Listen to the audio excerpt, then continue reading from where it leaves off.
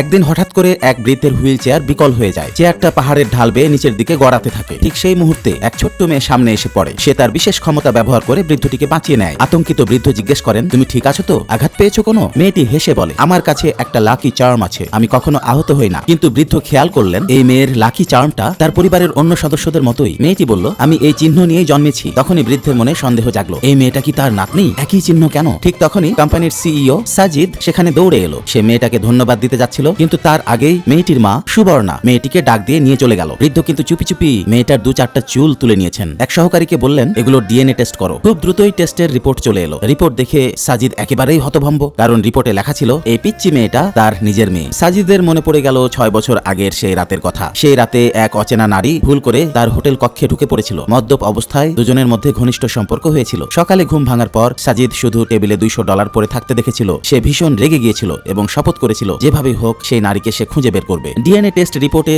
বৃদ্ধ তো মহা খুশি, শেষমেশ একটা নাতনি পেয়েছেন তিনি। ছেলেকে বললেন, তাড়াতাড়ি ওই পিচ্চি মেয়ে আর ওর মাকে বাসায় নিয়ে আসো, যে করেই হোক। কিন্তু কেউই জানতো না সেই নারী যার সন্তানের মা। দর্শক, এটা কি মদের প্রভাবে? সে দেহরক্ষীদের আলাদা আলাদা জায়গায় খুঁজতে পাঠালো। এক দেহরক্ষী সুবর্ণাকে খুঁজে পেলেও 4-4টা বাচ্চা একসঙ্গে দেখে ভাবলো এটা নিশ্চয়ই সেই নারী না। আর তখনই সুবর্ণা আবার বাচ্চাদের নিয়ে চলে যায়। কিছুদিন পর সুবর্ণা সাজিদের কোম্পানির একটা চাকরির বিজ্ঞাপন দেখে। ঠিক তখন সে 4 সন্তানের খরচ নিয়ে ভীষণ চিন্তায় ছিল। তাই সে সেক্রেটারির চাকরির ইন্টারভিউ দিতে চলে যায়। কিন্তু শর্তটা ছিল অদ্ভুত। প্রার্থীকে অবশ্যই এমন নারী হতে হবে যার 5 বছরের একটা কন্যা সন্তান আছে। ইন্টারভিউতে উপস্থিত সবাই তরুণী ছিল। শেষ পর্যন্ত শুধু সুবর্ণাই শর্ত পূরণ করে। সে সহকারীর সঙ্গে সাজিদের অফিসে ঢোকে। কিন্তু আশ্চর্যের বিষয়, দুজনেই একে অপরকে চিনতে পারেনি। সিইও বলে, আমি তোমাকে চাকরি দিয়েছি কারণ আমি জানতে চাই কিভাবে একটা মেয়েকে মানুষ করতে হয়। এরপর সে জানালো সেদিন সন্ধ্যায় একটা বড় ভোজ সভা আছে এবং সে চাইলে তার মেয়েকে সঙ্গে আনতে পারে। সুবর্ণা রাজি হয়ে যায়। সন্ধ্যায় সুবর্ণা মেয়েকে নিয়ে ভোজ সভায় ঢোকে। হঠাৎ করে সেখানে ভূমিকম্প শুরু হয়ে যায়। হুড়োহুড়িতে সুবর্ণা মাটিতে পড়ে যায়। ঠিক তখনই তার মাথার উপরের ঝাড়বাতিটা খুলে পড়ে যেতে থাকে। সে ভেবেছিল